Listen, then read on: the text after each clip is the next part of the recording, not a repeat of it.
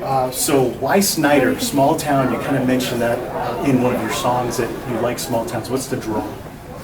Well, I mean, I honestly will, anybody that invites me to come and sing, I will consider going. It doesn't matter where they are, Yeah. or how small of a town it is. But, if I get an invitation, I certainly will consider anybody. But I've been to Snyder before, Yeah. and they filled the room, and everybody was really great. And so I just had fond memories of this town, and it was an easy yes to come back.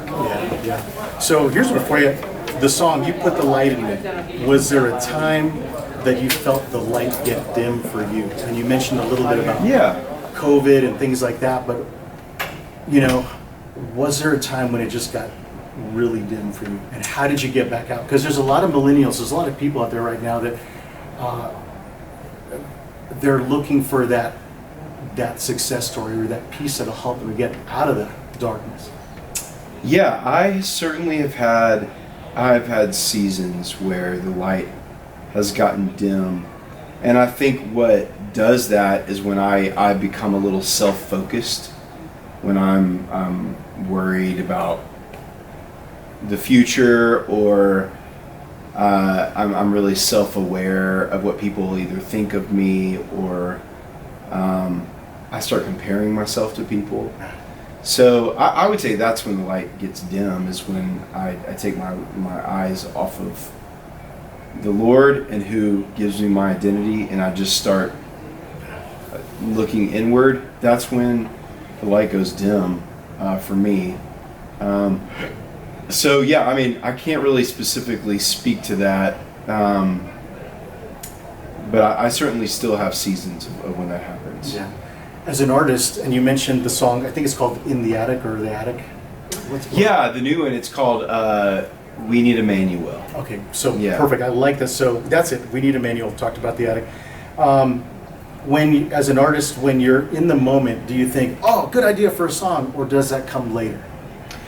I usually will, like in random moments during the day, I'll get an idea for a song, and sometimes it comes in the form of a melody, and I'll record it on my phone, or more often than not, it's a title. I will hear a title that just has a spark for me, and even looking at book titles, sometimes I can get ideas for songs.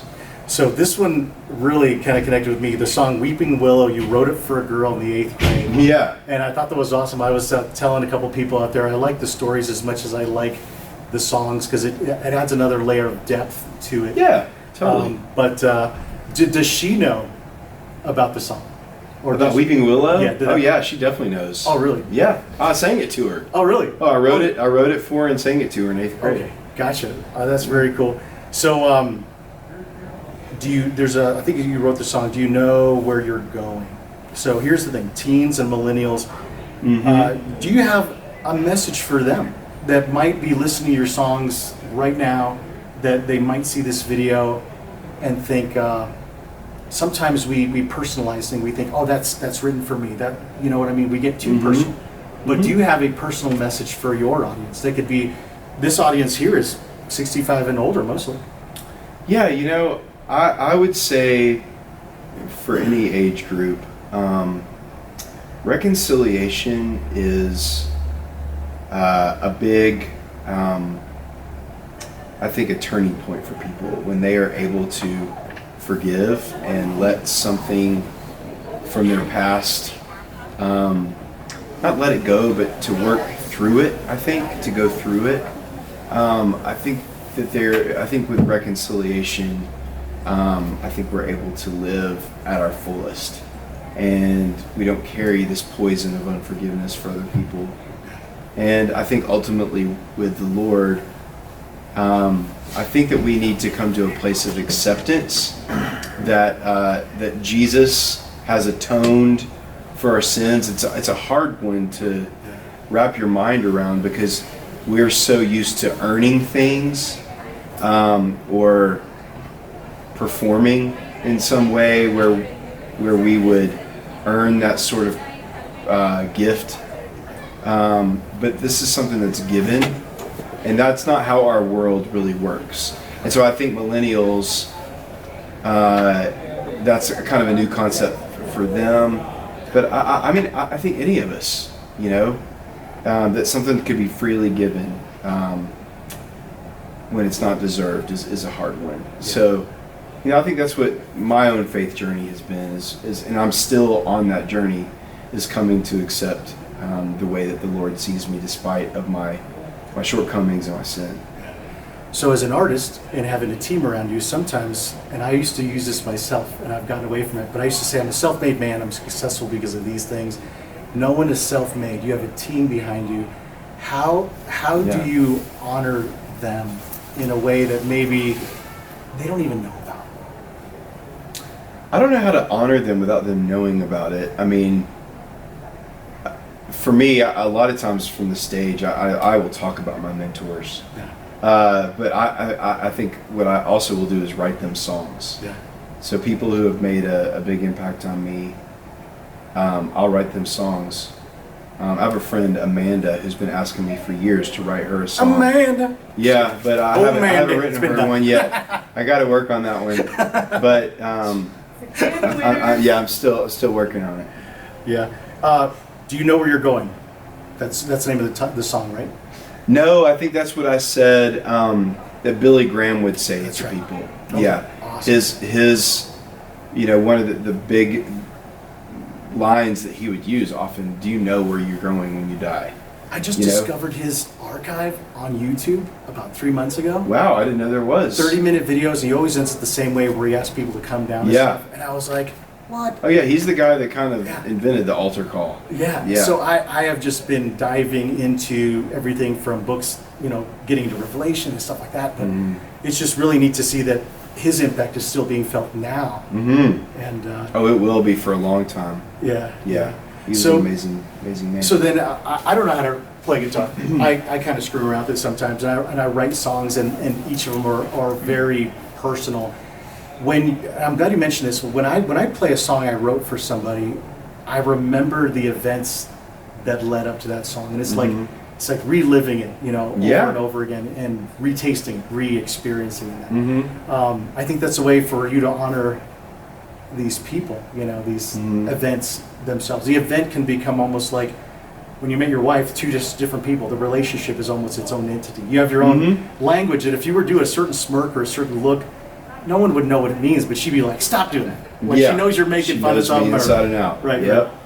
And she knows when I'm not being truthful too. I mean, she can call me on it. I look at albums like a snapshot of the season of life that I'm in. So for me, I'll look at an album and remember what was going on in my life at that time. Yeah. It's like a yearbook. So last question for you. Okay. You mentioned you have two girls. I have a girl as well. Okay. And we have to think about their future, right? So as a dad, you think about their future. You worry about, we talked about anxiety and things like that. And there's going to be those moments where they start falling in love and they're meeting boys, and you have to then introduce, or not introduce, but reinforce faith in how you can not guarantee them a happy life, but move them forward. What would you tell girls out there in that age where they're starting to date about that experience, to not make the pitfalls, to not have the breakups, the divorces, and things like that? Well, I think one thing that is important, I don't know that I would ever teach my daughters that divorce is a mistake, because I believe that is kind of judgmental on people who have been through divorce. And I would say over 50% of us have been through divorce. So what I would really stress is that we have, you know, when we make a commitment to our spouses, it's also a commitment to work at our marriage. And as long as they work hard at serving and loving and knowing and being known by their spouse, which is something that, I've only been married for 7 years, but that's something that we have to work on, my wife and I. So I don't know that I would really go the route of saying divorce is wrong. In fact, my wife and I have always said divorce is an option, but we choose each other every day. That's awesome.